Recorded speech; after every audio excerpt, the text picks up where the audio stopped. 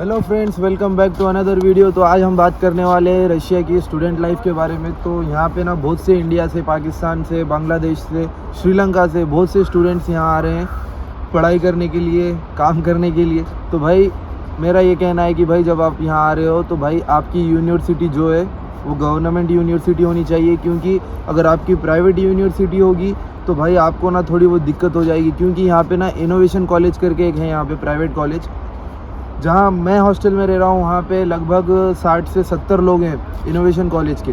तो वहाँ पे ना भाई जो स्टूडेंट्स हैं उनका वीज़ा एक्सटेंशन नहीं हो रहा है। अब पता नहीं दिक्कत क्या है, कॉलेज की दिक्कत है या एम्बेसी से प्रॉब्लम है, मुझे तो कुछ आइडिया ही नहीं है उसका। बट अगर आने वाले हो और आपका कॉलेज इनोवेशन कॉलेज है तो भाई आप अपनी सारी चीज़ें अपने एजेंट से क्लियर कर आना, ठीक है। क्योंकि अगर आप यहाँ आ जाओगे फिर आपको यहाँ पे कोई रहने नहीं देगा, ठीक है। रहने क्यों नहीं देगा? क्योंकि आपके पास वैलिड वीज़ा नहीं रहेगा, ठीक है।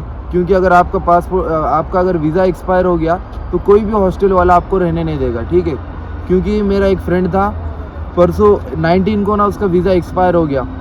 तो उसने सबमिट 4 दिन पहले ही किया था, बट कॉलेज से थोड़ा डिले होने के कारण उसको ना 19 को मिला पासपोर्ट। तो 18 के दिन ही उसका बैग वगैरह सब उसका ला के बाहर रख दिया कि भाई तुम आज यहाँ से चले जाओ, क्योंकि तुम्हारा वीज़ा ख़त्म हो गया है। तो मेरा ये कहना है कि भाई जो भी इंडिया से आ रहे हो, पाकिस्तान से, कहीं से भी आ रहे हो आप, तो सारी चीज़ें अपने एजेंट से क्लियर कर आना। और हाँ प्लीज़ कि आप ये ध्यान रखिए गवर्नमेंट रजिस्टर्ड होनी चाहिए आपकी यूनिवर्सिटी।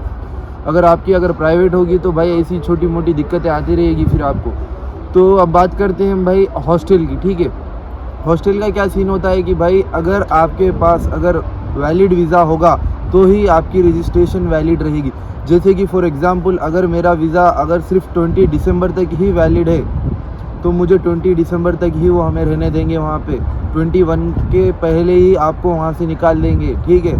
तो जब भी आप आपका पासपोर्ट सबमिट करोगे कॉलेज में, बस उनको ये बता देना कि भाई हमें ऐसी ऐसी प्रॉब्लम फेस करनी होती है, तो हमें ना जिस दिन हमारा एक्सपायर हो रहा है उसी दिन हमें हमारा पासपोर्ट वापस करें, ठीक है। तो अब बात करते हैं भाई हॉस्टल ना आपको हर जगह मिल जाएंगे यहाँ पे हॉस्टल्स, बहुत सारे हॉस्टल यहाँ पे। अपने इंडियंस बोलते हैं कि भाई मुझे हॉस्टल नहीं मिल रहा। तो भाई किस को अगर हॉस्टल ढूंढने में प्रॉब्लम आ रही है तो आप मुझे इंस्टाग्राम पे मैसेज करो, मैं आपको लिंक शेयर करूँगा, लोकेशन शेयर करूँगा। आप वहाँ जाओ, हॉस्टल देखो, अगर आपको ठीक लगा तो आप वहाँ रहना, ठीक है। यहाँ पे बहुत से लोग बोल रहे हैं कि भाई हॉस्टल ऐसा है, हॉस्टल में टॉयलेट सही नहीं है, यहाँ गंदगी है। तो भाई मेरा ये बोलना है कि भाई जैसे आप पैसे दोगे वैसे आपको हॉस्टल मिलेगा। अगर आप 8,000 के हॉस्टल में रहोगे तो ऐसे ही नॉर्मल मिलेगा, आपको रहने मिलेगा, साफ़ सफाई देखने को नहीं मिलेगी। वहीं अगर आप 12,000 15,000 में चले जाओ भाई आपको क्लीन एकदम नीटनेस मिलेगी, प्राइवेसी मिलेगी थोड़ी बहुत। तो भाई हर चीज़ यहाँ पे पैसे पे डिपेंड है, ठीक है। तो भाई लास्ट वीडियो में एक भाई कमेंट कर रहे थे कि भाई वहाँ के हॉस्टल की जो फाइट्स चलती है, जो भी झगड़े होते हैं उसके बारे में बताओ करके। तो मैं ये बोलना चाह रहा हूँ कि भाई यहाँ पे ना लैंग्वेज का बहुत प्रॉब्लम है, लैंग्वेज बैरियर है। क्योंकि यहाँ पे ना भाई आप क्या बोल रहे अगले वाले को समझ में नहीं आता, अगला वाला आपको क्या बोल रहा है वो आपको समझ में नहीं आता, ठीक है। जब भी भाई अगर कुछ भी काम है तो भाई काम पुरता ही आप उनसे बात करो, ठीक है। क्योंकि अगर उनको कुछ बताना चाहोगे ना उनको समझ में आएगा, ना जो वो बोलेंगे वो आपको नहीं समझ में आए। तो इससे बेहतर है कि आप ना एक ट्रांसलेटर यूज़ कर लो, और जो भी बात करनी है आपको इम्पोर्टेंट होगी तो ही बात करना उनको, ठीक है। क्योंकि यहाँ पे ना उज़्बेकी, तजाकी, फिर कज़ाकी बहुत से लोग रहते हैं यहाँ पे, ठीक है। तो ये लोग क्या है थोड़े से सनकी होते हैं, जितने मैंने देखा है अभी तक। मतलब जो भाई बता रहे थे कि जो झगड़े हो रहे हैं, जो ये हो रहे हैं, तो भाई ये ना लोग थोड़े सनकी होते हैं। अगर आप इनके सामने अगर कुछ हिंदी में बात कर दो तो इनको गुस्सा आ जाएगा कि ये सोचेंगे कि भाई ये मेरे बारे में क्या बोल रहे हैं। तो भाई उनके सामने ना ऐसी बातें ना करो, ठीक है। और भाई जो लड़ाई हो गई, उन्होंने बताया था कि एक उज़्बेकी बंदे ने ना नाइफ से गले पे ऐसे अटैक किया था इंडियन बंदे पे, ठीक है। तो भाई वो बंदे ने ऐसे हाथ लगाया तो उसकी ये वाली उंगली ना कट गई थी। मैं मिला हूँ उस बंदे से, अभी वो नॉर्मल है, ठीक है।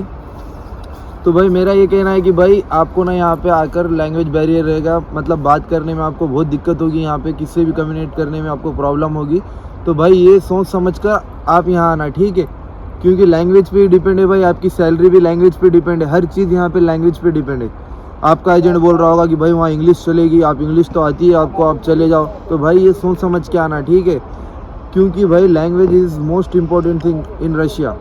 अगर आपको रशियन सही नहीं आती है तो भाई ये बहुत ही बड़ी प्रॉब्लम है, ठीक है। अगर आपको रशियन अगर लैंग्वेज आती है तो भाई आप 1 लाख नहीं 1.5 लाख कमा लोगे आप यहाँ पे। बट अगर आपको लैंग्वेज नहीं आती है तो समझो कि आप सिर्फ 70 से 80 कमा सकोगे। थोड़े बहुत हैं वो 90 लाख भी कमाते हैं भाई, बट उनको थोड़ी बहुत रशियन आती है, उनके पास कुछ एक्सपीरियंस होता है, ठीक है। तो मेरा ये कहना है कि भाई जब आप इंडिया से आ रहे हो तो सोच समझ कर आना, सारी चीज़ें अपने एजेंट से क्लियर कर आना, ठीक है।